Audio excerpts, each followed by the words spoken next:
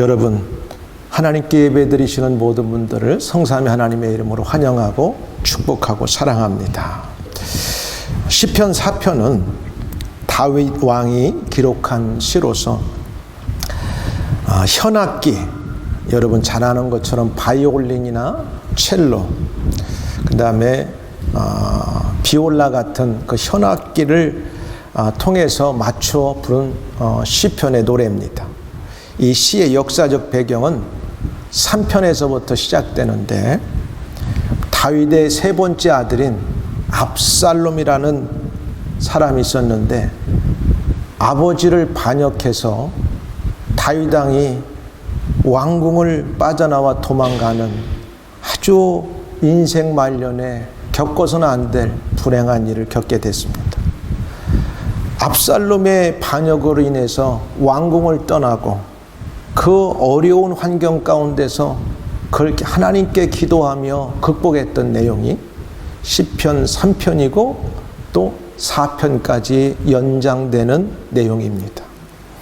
시편 4편의 내용은 하나님은 언제나 자신을 지켜주실 것에 대한 강한 확신과 신뢰를 올려드리는 신뢰 시이고, 한 개인이 곤란한 상황 속에서 건져주시기를 바라는 하나님께 대한 개인의 탄원시예요. 하나님, 내가 이렇게 어려움을 겪고 있습니다. 내 이 어려움을 꼭 해결해 주세요. 너무너무 내가 정말 속상합니다. 이런 탄원시예요. 또 함께 읽은 본문을 중심으로 이런 와중에서도 하나님께서는 다윗의 기도를 들으시고 그 마음에 주시는 기쁨이 있었습니다.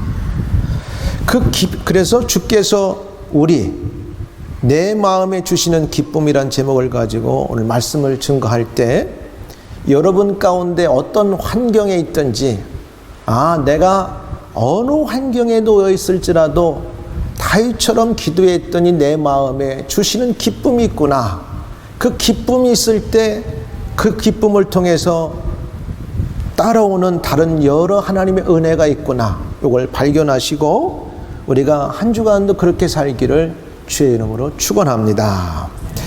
다윗이 지금 절박한 상황 가운데서 기도하고 있어요. 그것도 다른 사람이면 좀 덜 아픈데, 자기가 낳은 세 번째 아들이 자기를 반역해서 너무나 치욕스러운 그런 인생 말년에 하나님께 기도하고 있다고 볼 때는 이거 누구한테 하소연도 하지 못해요. 신하의 잘못도 아니고, 다른 이방의 왕이 자기를 배반한 것도 아니고, 자기가 낳은 세 번째 아들이 자기를 배반해서 왕의 자리에 끌어내리고 죽이려고 달려올 때 이걸 어떻게 해결할 것 같아요? 다윗은 그런 환경에서 절망으로 끝난 게 아니라 그걸 잘 기도로 승리했다고 하는 사실입니다. 다윗이 절박한 상황 가운데서 하나님께 기도 응답을 요청하는 사건을 통하여 본문이 우리들에게 말씀하시는 내용과 교훈이 있어요. 첫 번째,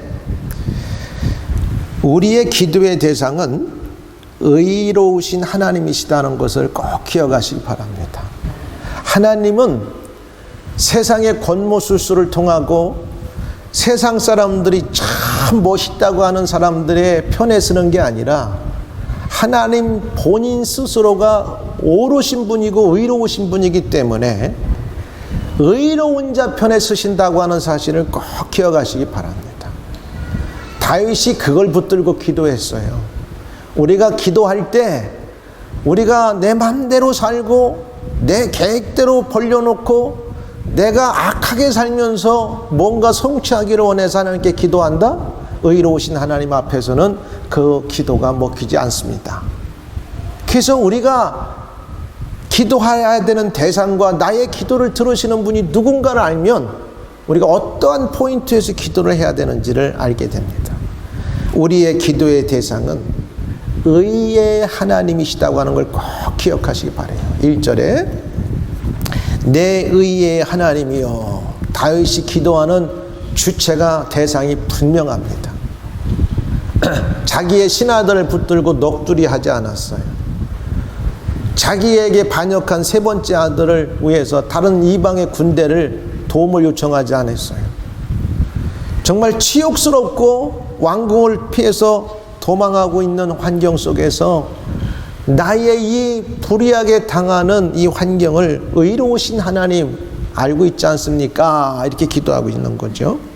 그러면서 다윗이 부르짖은 기도는요, 이유가 있어요. 이 다윗은 지금까지 살아오면서 첫 번 기도한 게 아니라 어렸을 때부터 기도가 몸에 밴 사람이고, 정말 인생에 너무나 절망적인 일들을 만날 때마다 항상 다윗은 이 의로우신 하나님 앞에 붙들고 기도했다는 사실이에요.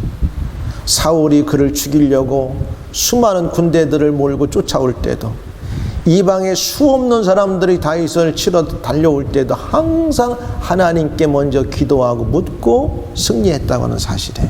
이 많은 경험이 있는 다윗은 정말 누구한테도 이야기할 수 없는 치욕적인 이 일을 만났을 때도 아하, 이 문제를 해결할 수 있는 유일한 분은 의로우신 하나님밖에 없구나.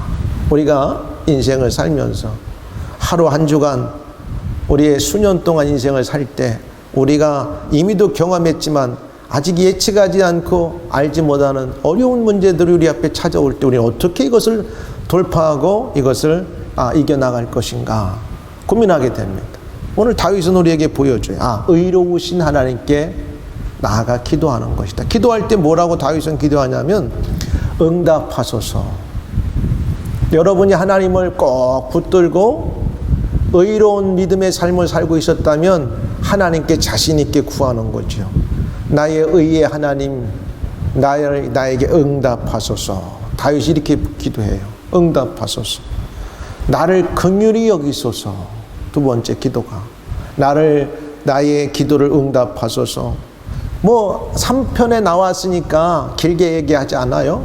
다윗이 지금 이 처한 절박한 상황을 하나님께 다 이미 고해였기 때문에 알고 있어요. 그러면서 응답하소서, 응답하소서. 뭐라고? 곤란 중에 나를 너그럽게 하셨사오니. 수없는 곤란이 내게 많이 환란이 있었을 때도 항상 하나님은 나를 도와주셨기 때문에 지금 내가 현재 당하는 이 곤란도 하나님 응답하소서. 그리고 나를 긍휼히 불쌍히 여겨 주소서. 기도가 짧지만 굉장히 농도가 깊습니다. 하나님과 굉장히 친밀한 관계인 걸 알 수 있어요. 다른 미사여구가 필요 없어요. 응답하소서, 나를 긍휼히 여기소서, 나에게 은혜를 베푸소서, 그리고 들으소서.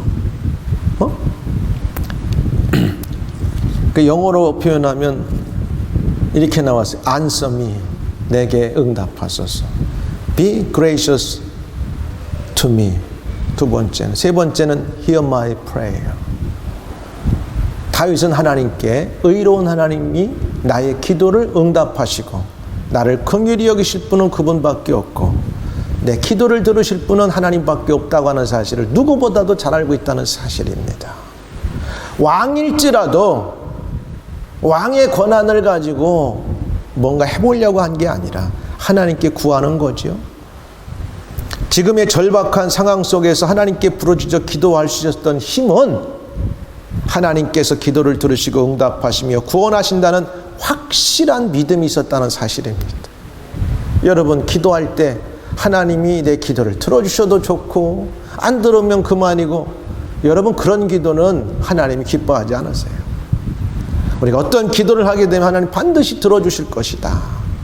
그리고 우리의 처한 환경이 너무나 절박하고 곤란과 환난 속에 있다 할지라도 여러분 너무 주저앉지 말고 의의 하나님께 여러분의 모든 문제들을 가지고 나와서 응답하소서, 나를 불쌍히 여기소서, 내 기도를 들어주세요 하면 하나님이 다윗의 예를 들어보니까 듣고 계시고 응답하시고 긍휼을 베푸시더라. 이런 내용이 오늘 1절의 말씀입니다. 그러면 저와 여러분들도 하나님의 자녀예요.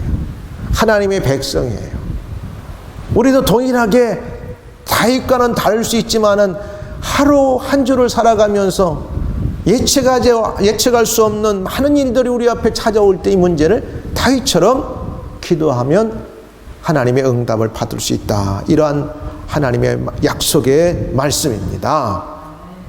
그 하나님은 과거에 다윗이 기도할 때 들으셨고 응답하시고 은혜를 베푸셨기에 그러한 확신은 다윗에게 곤란 중에도 절망 가운데서도 하나님께 기도할 수 있다는 내용입니다. 꼭 기억하시기 바랍니다. 우리의 기도를 들으시고 응답하시고 불쌍히 여기셔서 도와주시는 분은 의로우신 하나님이라는 사실입니다. 절대 하나님은 악인의 기도를 듣지 않으세요.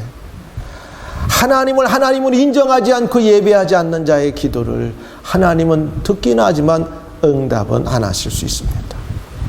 여러분들이 오늘 의로운 삶을 살기 위해서 주님께서 정하신 복된 날에 예배를 드립니다. 하나님께서 여러분에게 간구하고 기도할 때 하나님 반드시 여러분의 기도를 들으시고 긍휼히 여기시고 응답하실 줄 믿습니다. 두 번째는 잘 들으셔야 돼요. 여호와께서는 경건한 자의 기도를 들으시더라고요. 할렐루야. 3절. 아무나 기도 듣지 않아요. 하나님께서는 의로우신 하나님이기 때문에 그 의롭다고 할 때 영어로는 이렇게 나와요. New Revised Standard 버전에는 Oh God of my right라는 말도 썼고 NIV에서는 Oh my righteous God 이렇게 썼어요. 옳고 의로우신 분이다. 하나님은 의로우신 분이기 때문에 우리도 의롭게 살아야 돼요. 두 번째는 여호와께서 경건한 자의 기도를 들어주신다. 3절. 아무나 기도 듣지 않으세요. 여기 영어의 그 버전에 보면 이렇게 나왔어요. Faithful for himself. 그 다음에 godly라고 나와요. 아무나 듣지 않아요. 우리가 하나님을 위해서 의롭고 신실하게 사는 자를 하나님께서 구별된 자의 편을 들어주시는 것이지 자기 멋대로 살고 자기 방식대로 사는데 필요한 때 구한다? 하나님이 듣기나 하시겠지만 응답하고는 별 관계없습니다. 꼭 기억하시기 바라요. 다윗이 그 수많은 어려움들을 다 헤치고 승리하면서 올 수 있었던 유일한 길은 그가 하나님의 의로운 하나님을 인정하고 의롭게 살려고 그가 노력했기 때문에 그래요. 2절 3절은요 경건하지 못한 자들에 대해서 경고하는 내용이 나와요. 경고하는 내용인데 뭐라고 나오냐면 이렇게 나오잖아. 인생들아 어느 때까지 나의 영광을 받고 욕되게 하며 헛된 일을 좋아하고 거짓을 구하려는가. 여호와께서는 자기를 위하여 경건한 자를 택하신 줄 너희가 알지어다. 내가 그를 부를 때 여호와께서 들으시리로다. 누구의 소리를 들어? 경건한 자들의 택하신 경건한 자들이 부르짖을 때 그래 내가 여기 있다. 아무나 듣지 않아요. 아버지 하나님 그래 네가 왜 나를 부르냐. 누구의 소리를 듣고 하나님께 대답하시냐. 경건한 자들. 우리는 다 죄인이에요. 완벽한 사람이 없어요. 그래도 우리가 경건하다고 할 때는 하나님 중심으로 살려고 하는 자들을 가리킵니다. 죄가 없어서 경건하지 않아요.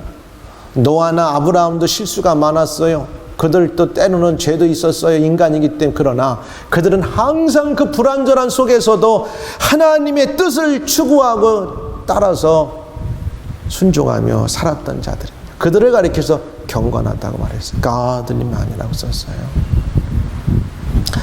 2절 3절에 그렇게 나온 인생들아 이 말은 뭐냐. 인간의 한계성과 무능력을 강조하는 거야. 너희들이 여호와를 떠나고 여호와의 행하시는 것에 반해서 살면 그게 너희들이 영원한 것 같지만 그러지 못하다는 거예요. 여기서 다윗은 자기가 당하고 있는 일들을 어떻게 보면 상대가 지금 자기 아들이잖아. 압살롬. 그리고 그를 따르는 군대들이고 백성들이잖아요. 근데 여러분 잘 알아야 돼요. 다윗이 이런 기도를 고백한 것은 너희들이 인간적으로 나한테 반역을 저질렀지만 사실은 알고 보면 하나님이 나에게 왕으로 세웠기 때문에 이 너희들의 모든 반역은 하나님과 지금 대항하고 있다고 하는 사실을 여기서 다윗은 말하고 있는 겁니다. 그렇죠? 이스라엘의 연합왕국 이스라엘의 왕을 세우는 자는 누구냐면 하나님이세요. 사울을 세울 때도 하나님이 사무엘을 통해 기름 부어 세웠습니다.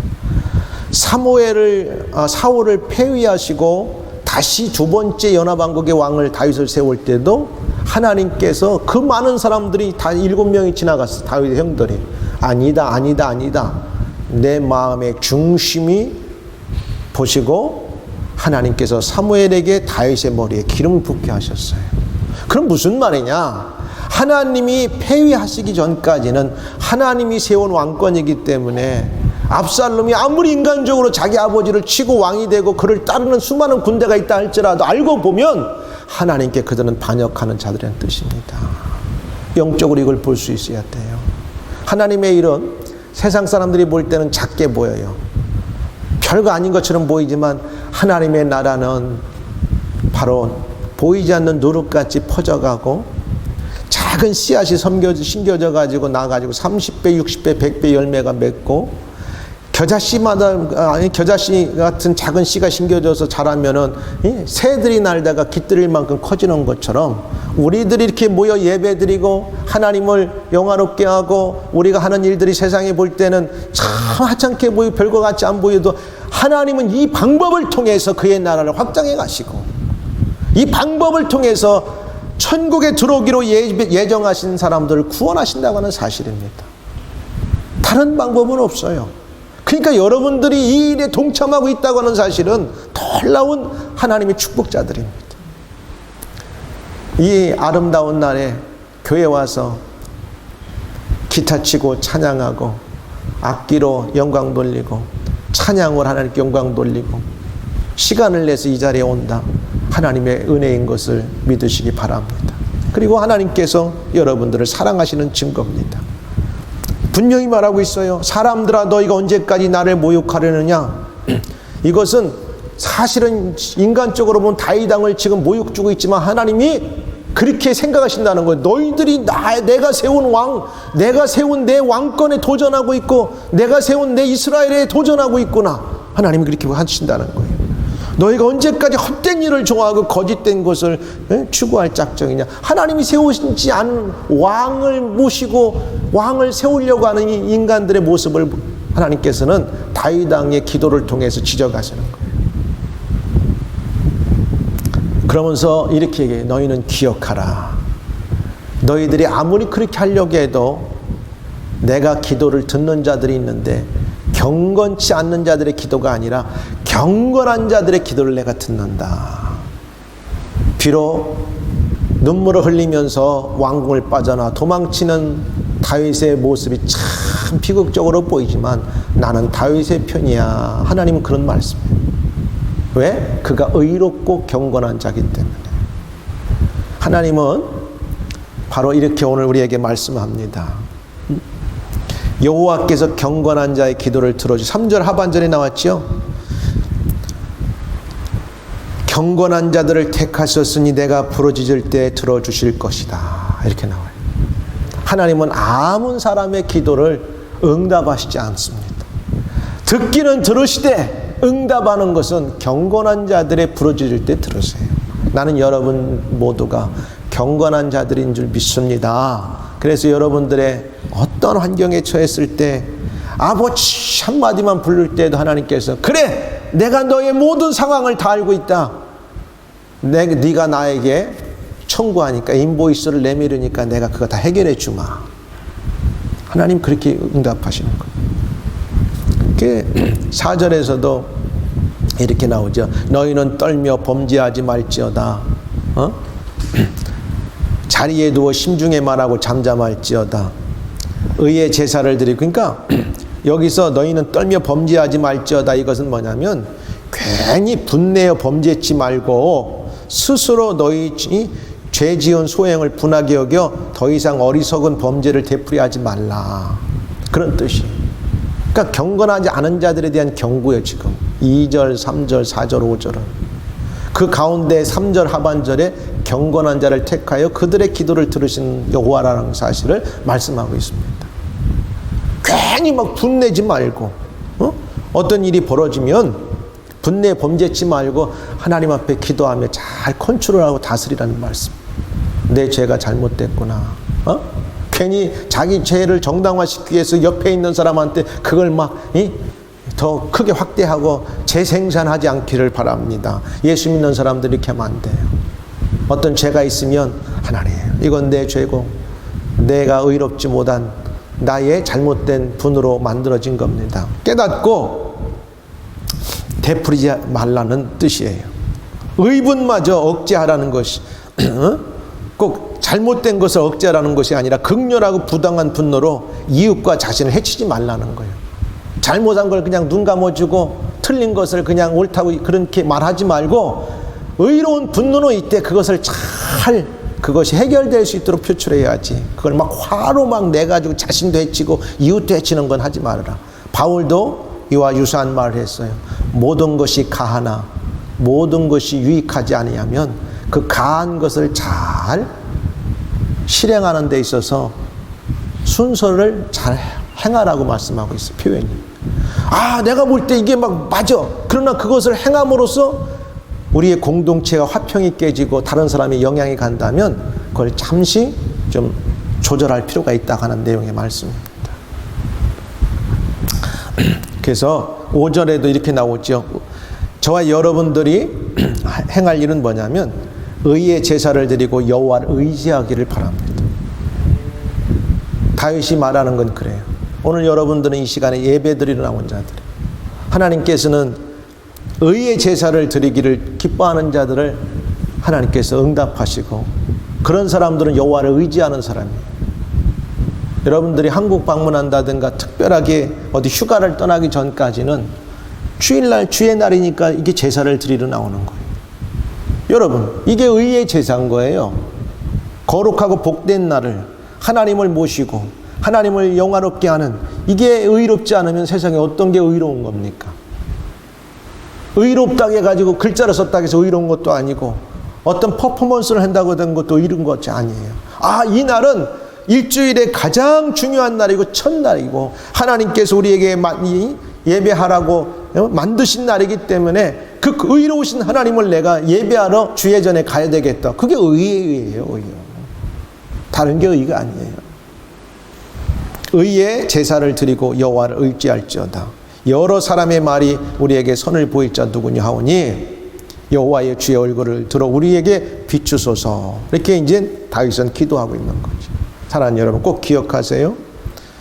경건한 자를 택하시고 그들의 기도를 들으시는 하나님이세요. 그런 자들에게는 오늘 6절에서 말한 대로 5절에 의의 제사를 드리기를 기뻐하고 여호와를 의지하는 자들에게는 주의 얼굴을 비춰주심으로 7, 8절에 어떤 약속이 주어지냐면 세 번째 마지막은 이렇게 와요. 여호와께서는 마음의 기쁨과 평안을 주시고 우리가 살아가는 동안 안전하게 살도록 하신다는 거예요. 할렐루야. 이게 사람들이 다 바라는 거예요. 가와만사서. 우리 집안이 평안해야 모든 게 평화롭다고 하죠. 집안이 평화로운 사람은 세상에 나가서도 일 열심히 합니다. 근데 집안이 평화롭지 못하면 회사 가서 일하든가 어디 가서 일할 때도 힘들어요. 그와 같이 우리의 살아가는 이 땅에서 마음의 기쁨과 평안이 있고 안전하게 살아가도록 하나님께서 보장해 주신다고 하면 그것만큼 행복한 게 없어요. 행복이 뭡니까? 많이 가졌고 올라갔고 했어도 다 불안하게 살고 걱정 가운데 살고 밤잠이 잘 수가 없어서 약을 수면제를 먹지 않으면 오늘 밤도 숙면을 취할 수 없는 그런 인생을 살아간다고 하면, 최근에도 보니까 제가 데이터를 내보지는 않았는데 뭐 유명한 우리나라의 제약회사 회장님이 세상을 떠나셨더라고요. 근데 그분의 떠나간 연세가 보니까 85세예요. 그럼 요즘 85세라고 하면은 아이고 무병장수했다 이렇게 하는 사람 별로 없어요. 평생을 제약회사 운영하신 회장님인데 좋은 약은 다 갖다 드셨을 텐데 100세 시대라고 하는데 100세는 못 살고 세상을 떠나셨더라고요. 돌아가신 분한테 제가 뭔 피해를 끼치려고 하는 게 아니라 우리의 살고 죽는 건 하나님의 손에 달렸습니다. 우리가 사명이 있으면 100살까지 남겨놓으실 것이고, 우리가 사명이 없으면 하나님께서 우리가 살고 싶은 날 못 채우고 세상 뜨게 돼 있는 겁니다. 무슨 말이냐? 여호와께서 우리에게 그의 얼굴을 환하게 비춰주실 때 지금 절망적인 도망가는 환경에 있는 다윗에게 마음의 평안과 기쁨이 주어지다라고 하는 사실이에요. 옛날 우리 어른들이 이런 말을 하셨어요. 전쟁통에도 너무 피곤하니까 총알이 날아다니는데 잠이 오더라. 그렇죠? 잠이 올 수 있죠. 그 무슨 말이냐? 우리 마음에 평안과 기쁨이 있어야 돼요. 하루를 살아가면서 평안과 기쁨이 없는 거, 그 다음에 안전하게 살아갈 수 없는 거, 이거 인간의 의지를 가지고 되는 게 아닙니다. 하나님께서 우리에게 낮과 밤으로 주의 얼굴을 비춘다고 6절에 나왔죠. 하나님 앞에 경건하게 살면서 기도하고 예배하기를, 의의 하나님께 예배하기를 즐겨하고 그분을 의지하고 살려고 할 때 뭐라고 하냐면 주의 얼굴이 우리에게 비춰주소서. 주의 얼굴이 우리에게 환하게 비치면 우리가 어떤 환경에 놓여 있다 할지라도 그 환경이 우리를 완전히 절망적으로 우리를 넘어뜨리지 못하고요. 오늘 7절에 나온 것처럼 주께서 내 마음에 두신 기쁨이 있다고 하는 사실이에요. 이거 어떻게 감당해? 그래서 예수 믿는 사람들, 신앙 있는 분들 보면은 남들이 볼 때 얼마나 안타까울까 하는데 눈물 흘면서 때로는 기뻐하면서 찬양할 때가 있어요. 남들이 보면 이해가 안 가. 저 사람 미쳤나 실성했나 하는데 하나님 감사합니다. 내가 평안할 때는 몰랐는데 내 마음에 기쁨과 평안을 주신 감사합니다. 이거 하나님께서 그 상황 가운데 주시는 주의 얼굴의 빛으로 우리에게 다가오실 때만 가능한 이런 내용입니다. 지금 다윗이 지금 이런 얘기할 때가 아니야. 자기 꼴이. 그런데도 불구하고 주의 얼굴이 내게 비추시기만 하면 내 마음의 기쁨이 확실하게 있는데 어떤 것보다 들판에 수없는 곡식이 아름답게 익어가지고 많은 소출하는 것보다, 그리고 새 포도주가 풍성할 때보다 그 비유가 더 내 마음의 기쁨이 자리 잡고 평안이 있을 때 이것은 과일이 소출이 많은 것하고는 비교가 될 수 없다는 거예요. 가끔 우리가 차를 몰고 고속도로를 가다 보면 그 넓은 들녘에 아주 그냥 밀들이 익어가지고 황금 들판을 만들어 놨어요. 참 아름다워요. 그리고 이제 그 넓은 들판에 다 추수하고 나서 남은 그 건초들을 다 트랙터가 말아가지고 아주 놓은 거 보면 정말 목가적인 풍경이 너무너무 아름다워요.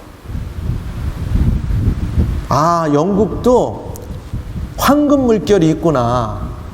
우리는 가을 벼가 익어갈 때 그렇게 얘기하는데 영국은 밀이 익어갈 때 7월 8월 달에 그걸 느끼겠더라고요. 차를 몰고 고속도로를 달려보니까. 그렇죠. 그걸 보면 마음이 얼마나 풍요로운지 몰라요. 봄에 씨를 파종하고 여름에 뜨거운 때 땀 흘려 재배했는데 이렇게 아름답게 추수하면 농부들의 마음이 얼마나 풍요로울까. 근데 그런 마음도 풍요롭지만 진짜 인간에게 참 기쁨과 마음의 평안은 하나님께서 주신다고 하는 사실입니다. 그래서 시편 128편 2절에도 이렇게 말해. 너희가 일찍 일어나고 늦게 누우며 수구의 떡을 먹으며 헛되다. 그러므로 여호와께서 그의 사랑하시는 자에게는 잠을 주시는도다. 8절에도 뭐라고 했냐면 내가 평안히 눕고 자기도 하리니.